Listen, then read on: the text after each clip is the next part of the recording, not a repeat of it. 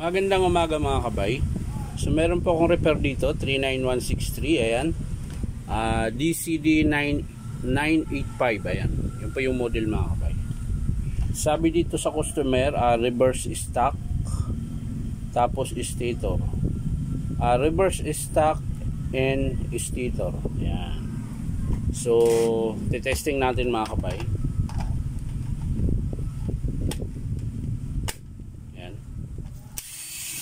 So yun mga kabay, gumagana.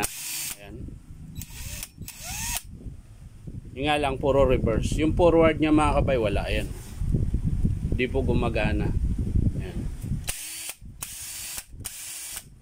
Pero sabi niya stock pati stator, pero gumagana. So yan mga kabay, titingnan natin kung bakit ganun. So tara, samahan nyo ako. So yan mga kabay, nabuksan ko na. So dito po sa armature niya, sabi niya stator daw. Okay naman mga kabay, wala namang problema. Ang problema lang mga kabay, yung switch. Ito po yung sira. Ayan o. Di na po siya nagpo-forward, puro reverse na lang po. Ayan, tigas o. Ayan. So ang papalitan natin dito mga kabay, yung switch. Kasi sa carbon niya, ayan, mahaba pa po ng carbon mga kabay. Okay naman, hindi naman siya nag-i-stack up. Ayan. So switch lang po ang papalitan natin. Yung sinasabi niyang stator, sabi niya reverse stock and stator. Ayan. So baka madumi lang yun kanina mga kabay. Ayan o. Dami pong dumi. Ayan. So lilinisin ko na lang po ito. Tapos babalik natin kung gagana pa po siya. So yan na mga kabay, malinis na po. Ayan. Wala na po siyang dumi. Ayan. So susubukan natin balik natin. Ayan. Ibabalik natin sa dati.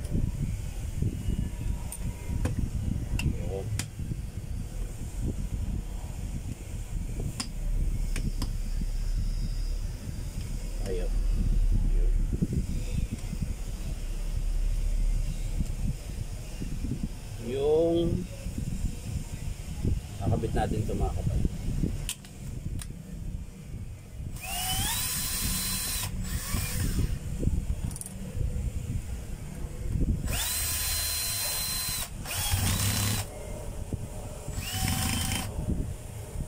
Kabila.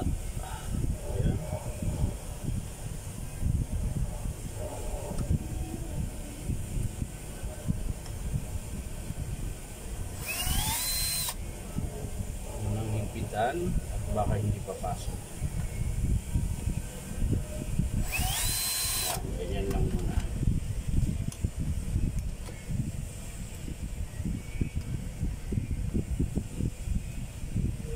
Hindi nga siya talaga. Ayaw nga niya talaga.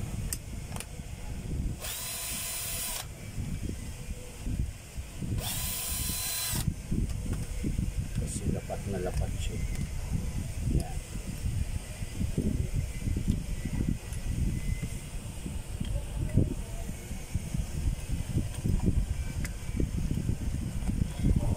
Ay nako.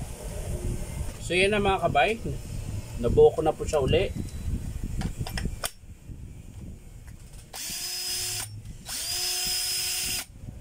So hindi pa rin gumagana yung reverse niya mga kabay. Ayan.